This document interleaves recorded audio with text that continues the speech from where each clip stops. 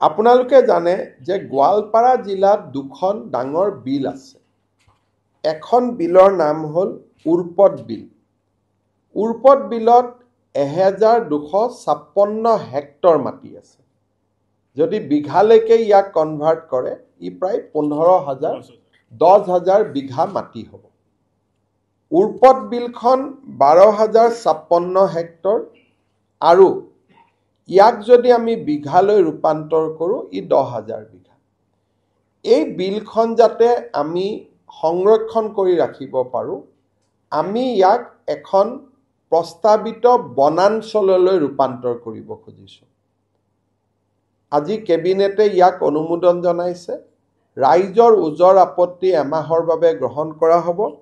ৰাজ্যৰ যদি এবছৰত যদি এমাহৰ ভিতৰত যদি ওজৰ আপত্তি নাথাকে, তেতিয়াহ'লে এই উৰ্পদ বিলখন এখন ৰিজাৰ্ভ ফৰেষ্ট বা সংৰক্ষিত বনাঞ্চললৈ ৰূপান্তৰ হ'ব আৰু অসমৰ বায়'ডাইভাৰ্চিটি আৰু ৱেটলেণ্ডৰ ক্ষেত্ৰত ই এক বিশাল সহায় হ'ব। দ্বিতীয়তে, যদি আপোনালোকে উৰ্পদ বিলৰ বিষয়ে খুব কেতিয়াবা জানিব খোজে, মই নোট এটা আপোনালোকক দি দিম। ই এলিফেণ্ট হেবিটেট কানেক্টিভিটি হয়।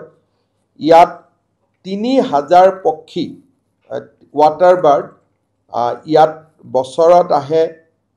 ইয়াতে খুব ধুনীয়াকৈ গোটেই বছৰটো পদুম ফুল ফুলি থাকে। মানে অসমৰ এটা মনোমোহা প্ৰাকৃতিক সৌন্দৰ্য, ইয়াক আমি সংৰক্ষণ কৰিব খুজিছোঁ। ঠিক তেনেকৈ কেইদিনমান আগতে হাছিলা বিলত আমি উচ্ছেদ অভিযান চলাইছিলোঁ।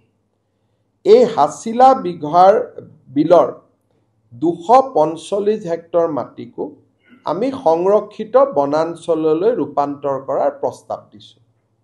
যদি ফৰেষ্ট হৈ থাকে, ভৱিষ্যতে মাটিখিনি নতুনকৈ কোনেও দখল কৰিব নোৱাৰে। গোৱালপাৰা জিলাত এটা সামাজিক ভাৰসাম্য, প্ৰাকৃতিক ভাৰসাম্য দুয়োটাই ৰক্ষা কৰাত এই দুয়োটা প্ৰস্তাৱে সহায় কৰিব। উৰ্পদ বিলো ৰিজাৰ্ভ ফৰেষ্টৰ বাবে আমি প্ৰস্তাৱ কৰিছোঁ আৰু হাছিলা বিলকো আমি ৰিজাৰ্ভ ফৰেষ্টৰ বাবে প্ৰস্তাৱ কৰিছোঁ। কিন্তু আজিতো প্ৰস্তাৱ এমাহৰ ওজৰ আপত্তি শুনাৰ পিছত ই ফাইনেল হ'ব। আজি আমি মাত্ৰ প্ৰস্তাৱ কৰিছোঁ।